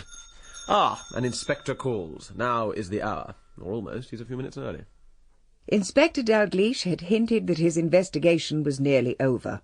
It seemed essential to me that we heard his conclusions, and I wanted nothing to stand in the way of the meeting he had asked for. Good evening, ladies and gentlemen. Sergeant Martin and I are very grateful to you for agreeing to meet us. Did we have much choice? You're under no constraint, Mrs. Risco. I thought you might want to know how far we've got with the investigation. Of course we want to know. Have you reached any conclusions? That's the main thing. Yes, Dr. Maxie, I have reached certain conclusions. Well? Before I disclose them, we'd like to share some of the thinking that led us to reach them. I'm afraid this is a journey we're not going to enjoy. Bear with me, Mr. Hearn. Are you all right, Mrs. Maxie? Would you like a glass of water? Thank you, Catherine. I think I would. It's been a long day. Allow me, Mrs. Maxie. Oh, thank you, Sergeant. There was nothing straightforward about Sally Jupp's death. The evidence pointed in two different directions from the start. She'd been strangled suddenly and with considerable force, and by someone using their bare hands. All this suggested a crime committed on impulse. But then, what about the drugged cocoa? That took planning and a good deal of premeditation. Perhaps two people tried to kill her. Separately and on the same night? No. That stretches credulity to the limit. I dismissed that idea almost at once. We weren't the only ones to hate her. What about Miss Liddell? It's all over the village that Sally had found something out about her and was threatening to tell. I can hardly see poor old Liddell climbing up stack pipes or sneaking in at the back door. You can't seriously imagine that she'd set out to kill Sally with her bare hands. She might, if she knew that Sally was drugged. How could she know? She was leaving the house with Dr. Epps as Sally took the cup of cocoa up to bed, and don't forget, it was my cup she took. The sommeil must have been put in later. It couldn't have been. She went straight to her room. What chance was there? It doesn't make sense. None of it makes sense if the drugging and the strangling are connected. You have another explanation? Suppose this drugging wasn't an isolated incident. Suppose someone had been doping Sally's evening drink regularly. Someone who knew that she was the only one to drink cocoa, so the tablets could safely be put into the cocoa powder. But why? Let's assume someone in the house had suffered more from Sally than anyone realized. Someone who wanted to discredit her with Mrs. Maxie, to complain if she consistently overslept. Martha? Martha? Of course. She could always get at those sleeping tablets. But why on Saturday night? After that scene at dinner, Mrs. Maxie had more to worry about than Sally getting up late. And why did Martha hide the bottle under Deborah's name peg? I thought she was devoted to the family. So did the family. Why did she leave the drugged cocoa powder for Sally that night? Quite simply because she didn't know about the proposed engagement. She wasn't in the dining room at the time, and no one told her. But as soon as Sally's body was found, she was in a blind panic. She thought she'd killed Sally with the drug. She ran to Mr. Maxie's room, took the sommeil and hid it. Dear heaven, it can't be. She's dead. Oh, my God! Oh, my God! Oh. While the rest of you stood around the bed, Martha's one thought was to hide the bottle. She ran to the garden with it, hid it in the first soft earth she found, and hastily marked it with the nearest peg. It happened to be yours, Mrs. Risco. And then, Sergeant? And then, sir, she went back to the kitchen, emptied the remaining cocoa powder and the lining paper into the stove, washed out the tin and put it in the dustbin. Exactly. And I believe that the next thing that happened was that Mr. Hearn came into the kitchen to see if Martha was all right. Isn't that so, Mr. Hearn? I did look in on her. She seemed stunned and kept repeating that Sally must have killed herself. I pointed out that that was anatomically impossible, and that seemed to upset her more. She burst out sobbing. Relief, I suspect. I doubt if Martha actually admitted she'd been drugging Sally. She didn't. Not to me.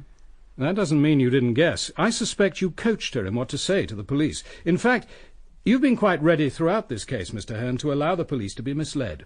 Towards the end, you went a step further and actually faked an attack on Mrs. Risco. That was my idea, Inspector. I made him do it.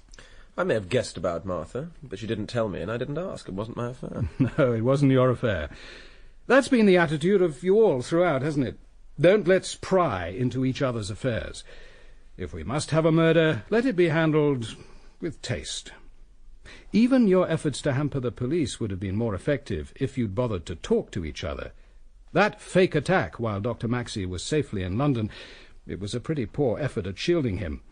But it wouldn't have been necessary at all if Dr. Maxie had told you that he had an alibi for the time of Sally's death. And young Derek Pullen, sir. Exactly, Sergeant. He needn't have tortured himself wondering if he ought to shield you, Dr. Maxie. If you'd bothered to explain to him what you were doing with a ladder in the garden on Saturday night. I suppose there's no objection to us knowing what you were doing with the ladder? Of course not. I was bringing it back from outside Bocock's cottage. We'd used it during the afternoon. One of the balloons had got caught up in his elm. I didn't want to leave the ladder there.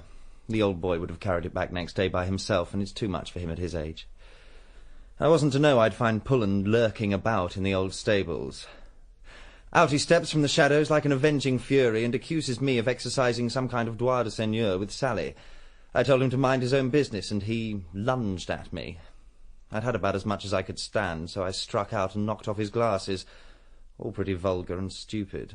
And as soon as he heard of the murder, I suppose he put two and two together and assumed you'd used the ladder to climb up to Sally's room and kill her. It's a pity you didn't tell us about all this earlier, Stephen. That poor boy could have been spared a great deal of worry. Dr. Maxie had his reasons for keeping quiet. He was trying to protect the family, weren't you, Dr. Maxie? You wanted the police to think there'd been a ladder within easy reach of Sally's window all evening, and you didn't want us to know that the ladder hadn't been returned before 12:20. That's why you lied about the time you got to bed, isn't it? If Sally was killed at midnight by someone under this roof, you wanted as many suspects as possible. Something like that. You've already eliminated two of them, Dr. Maxie, to add to Mrs. Baldytuft. Yourself and Mr. Pullen. So it wasn't Pullen? How could it have been? He certainly hadn't killed her when he spoke to me, and he was in no condition to do so afterwards. And she was already dead by the time you arrived at Martingale from Bocock's cottage. So it wasn't you. How do you know she was dead then? All anyone really knows is that she was alive at 10:30 and dead by the morning. Not really. There's the forensic evidence. And two people can put the time of death much closer than that. One is the murderer. But there's someone else. Come in. Oh, it's you, Martha. Yes? Mr. Proctor's here, madam, for the inspector. Now, look here, Inspector. I've got to have protection. Protection? Who from? That Richie fellow, of course, Sally's husband. He's been round my home threatening me. Drunk, if you ask me. It's not my fault if she got herself murdered, and I told him so. I won't have him upsetting my wife. My daughter was there too. All that shouting is not nice in front of a child. I had nothing to do with this murder, as you very well know, and I want protection. I remember you. You were in this house on the day of the murder. Hey, you! What are you doing in here? Me? Do you mean me? Yes. This is a private house. Sorry, I was looking for the toilet. The lavatory's in the garden. It's very well signposted. Ah, yes, of course. I'm sorry. You'd better come and join the prayer meeting, Mr. Proctor. I assume you're interested in hearing who killed your niece? Don't be a fool, Stephen. Keep him out of it. So I'm not to stay? You'd like to pin it on me, wouldn't you? All of you. Don't think I don't know. If she'd been poisoned or knocked on the head, I'd have been in Queer Street all right. But one thing you can't pin on me is a strangling. And here's why. The scrawny, red-faced little man raised his gloved right hand in a curiously triumphant gesture. We stared in a sort of fascinated horror as he peeled off the glove. Did you lose your hand in an accident, Mr. Proctor? In the bombing. They can do wonders with artificial limbs these days. This hand lets Mr. Proctor lead an almost normal life. But one thing he certainly can't do with it is strangle someone. He could be left-handed. He could, Miss Bowers, but he isn't. And it was quite clear that Sally was killed by a strong, right-handed grip. It was Mr. Proctor's hand which young Johnny Wilcox saw closing the trap-door in the stable. Then they left. Sally opened the trap-door and went down first, and the man went after her. When I looked out, the trapdoor was just coming down. It must have been the man doing it, 'cause Sally had already gone down the ladder. But all I saw was a hand in a brown glove. Who else would be wearing leather gloves on a hot summer day? You were quite right, Mrs. Riscoe. Mr. Proctor was in Martingale that afternoon. What if I was? Sally asked me to come. She was my niece, wasn't she? Oh, come now, Proctor. You aren't going to tell us this was a social call. How much was she asking? £40. That's what she was after. I'm much good at her doing now. She wanted the money because her husband was coming home, and she intended to get it by threatening to expose her uncle to his employers. Expose what? None of your business. You might have dared her to do her worst, I suspect, Mr. Proctor, if she hadn't used one particular phrase. She talked about her rights. What she meant exactly, or what she suspected, we'll never know. But for reasons we needn't discuss here, the remark made you rather uncomfortable, Mr. Proctor. Isn't that so? And she saw it. Oh, she was sharp, all right. I agreed to give her the money. She had it all worked out. I was to get the cash and bring it to her that night. She made me follow her into the house and up to her room. That's when I met you, Mrs. Riscoe, on my way back down the stairs. She'd shown me the back door and said she'd open it for me at midnight. I was to stay in the trees at the back of the lawn until she switched her light on and off. That was to be the signal. She was pulling your strings for the fun of watching you dance. Poor Sally. She had to have drama, even if it killed her. And it did, in the end. If she hadn't played with people, she'd be alive today. There was a kind of madness about her that day. I suppose it could have been her kind of happiness. Please tell us what happened. I think the killer went up to Miss Jupp's room, desperate to find out the girl's intentions. Perhaps there was an idea of arranging a deal of some sort. Anyway, the visitor knocked and was let in. It was someone, you see, from whom Sally feared nothing. She would be in bed. She must have been sleepy, but she hadn't taken much of the cocoa, and she wasn't drugged, only too tired to be bothered with rational argument. You can't know what was said. We can guess. Sally was in love with her husband, looking forward to his return. But she adored secrets, the feeling of power they gave her. After all, this particular secret had given her a free home for 7 months. Remember, St. Mary's Refuge is for unmarried mothers. I think she enjoyed herself there. I bet she did. I can just imagine her relishing the thought of Miss Liddell's face when she learned the truth. But why didn't she tell you, Stephen? She'd have saved everyone a great deal of trouble. She'd have saved her own life. But was it in her character to tell? Her husband would soon be here. Dr. Maxie's proposal was just extra excitement, a new complication, another chance of private amusement. I think that when her visitor came to her, she was lying back on her bed, sleepy, happy and confident, feeling perhaps that she held the Maxie family in the palm of her hand. Wretched girl. Yes. She wasn't a kind person, and I don't think she was kind to her visitor. I think she underestimated the force of the anger and desperation that were confronting her. Perhaps she laughed. Yes, I think she laughed. And that was the moment the strong fingers closed around her throat. You've missed your vocation, Inspector. You should be on the stage. Don't be a fool, Felix. Can't you see he's achieving precisely the effect he wants? Whose fingers, Dalgliesh? Why go on with this farce? Whose fingers? Our killer goes to the door and turns out the light. And then, a moment of doubt. Is she really dead? Perhaps the child turns in his sleep. Whatever the reason, the light is switched on again for a moment. On, then off. Out there, under the trees, you, Mr. Proctor, see the awaited signal. You make your way towards the back door. Yeah, it was open, just as she said. I switched on my torch and went up to her room. She'd shown me the way that afternoon. Her door was shut. There was no light showing. That struck me as odd. I didn't want to knock, so I opened it and called to her. She didn't answer. I shone the torch across the room and onto her bed. Funny how you can't mistake death. Sally was dead, all right. I went in, closed the door and switched on the light. I went over and looked at her. Then I saw the bruise on her neck. Until then, I don't think the word murder had come into my mind. When it did, well, I suppose I lost my head. I made for the door. But you were too late, weren't you, Mr. Proctor? You heard footsteps coming down the hall. Do you mean that when I knocked at Sally's door... It was you, was it?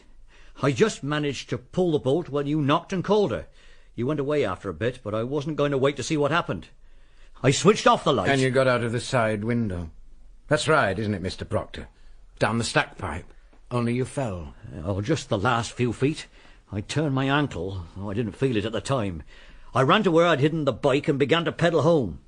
Then I realised that I had to have an alibi. When I got to Finchworthy, I staged my accident. It wasn't difficult. I drove the cycle hard against a wall until the front wheel buckled. Then I slashed the tyres. I didn't need to worry about myself. I looked the part all right. My ankle was swelling by now, and I felt sick. You must have got home well after 1 o'clock on Sunday morning. About 1:15 it was. Yet Mrs. Proctor told us it was midnight. At 11:30, I'd gone to bed. I must have slept a little, but I got up when I heard him. It was midnight already. His face looked awful, streaked with blood, and he was shaking all over. I made him a cup of tea while he had a bath. It must have been 12:30 before we were in bed. He's still shaken up by it even now. Does that mean Mrs. Proctor... No, she wasn't in on it. She knows nothing about it. I'd already worked out that I had to get in without disturbing her and alter the 2 downstairs clocks. We don't keep a clock in the bedroom, don't like the ticking. Anyway, as soon as I set foot in the door, she's calling down to me. By the time she got her dressing gown on and come downstairs, I put the clocks back to midnight. Oh, she fussed about, get me a bath and making tea. I was in a sweat to get her back into bed before the town clock struck 2. It was the sort of thing she'd notice. Anyway, I did get her back upstairs eventually, and she went off to sleep quickly enough.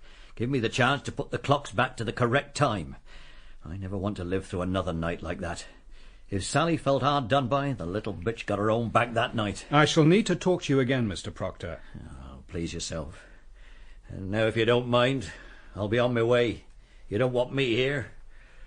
I can see myself out. Thank you very much. Hasn't this gone on long enough? We've heard the evidence. That back door was unlocked until Stephen locked it at 12:30. Some time before then, someone got in and killed Sally. The police haven't found out who, and they aren't likely to. Could have been anyone. I propose that none of us says another word. You're suggesting that a perfect stranger entered the house, made no attempt to steal anything, went unerringly to Miss Jupp's room and strangled her.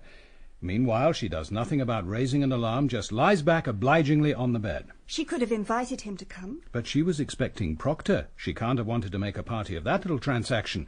And whom would she invite? I suppose you've checked on everyone who knew her. For God's sake, stop discussing it. Can't you see that's just what he wants us to do? But there's no proof. There's no proof against anyone. Well, we know who didn't do it anyway. It wasn't Stephen or Derek Pullen. They've got alibis. It wasn't Mr. Proctor because of his hand. And Sally wasn't killed by Martha because she didn't know how the girl had died until Mr. Hearn told her. Nor by you, Miss Bowers. You knocked at her door and tried to speak to her after she was dead. Nor by Mrs. Risco, whose fingernails would inevitably have left scratches, and the murderer didn't wear gloves. Nor by Mr. Hearn, no matter what he would like me to think. Mr. Hearn didn't know which room Sally slept in. He had to ask Dr. Maxie where he should carry the ladder. Only a fool would have shown that he knew. I could have pretended. Only you didn't. You were the last person who wanted Sally dead. With her installed here, Deborah might actually have married you. She never will now.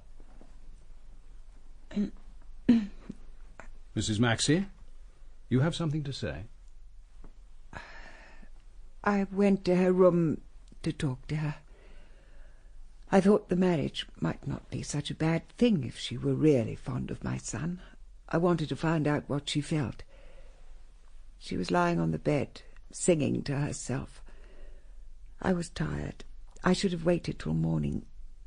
Even so, it would have been all right if she hadn't done 2 things. Stephen, she told me she was going to have your child. My God.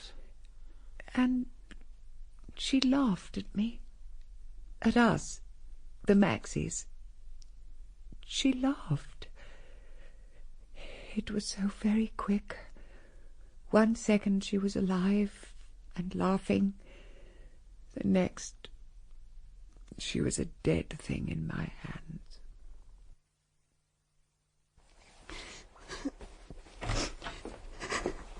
What are you doing? Packing. Why on earth did she confess, Catherine? Felix was right. They'd never have proved it if she'd kept quiet. Oh, you don't know her very well, do you? She was only waiting for your father to die. They'll have to reduce the charge. It wasn't premeditated after all. But they'll send her to prison either way. Oh, Cathy, I can't bear it. You can't bear it. You don't have to. She does. And it's you who put her there. I don't know what you feel about me now, Stephen, but it doesn't matter anyway. I was in love with you once, but not anymore.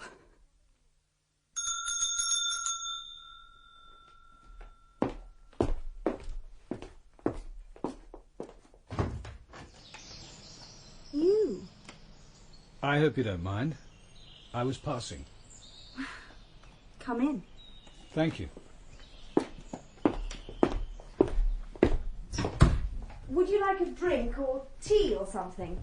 You're not on duty now, or are you? No, I'm not on duty. Just indulging myself. A whiskey, then. Thank you. Neat, please. There's only me here most of the time. Martha's left. A couple of the dailies come in from the village, but I'm afraid everything's getting rather shabby. Stephen is home most weekends. That helps. Of course, we'll have the house done over thoroughly well before Mummy comes back, but that's years away still. I seem to be in a sort of limbo. Ought you to be here alone? Oh, I don't mind. One of us has to stay. And how is Miss Bowers? Catherine. She comes down with James Ritchie most weekends to see the baby. I think they'll get married in the end. That's rather sudden, isn't it? Oh, I don't think Ritchie knows it yet. But she loves the child and cares about him. And the others? Felix Hearn is in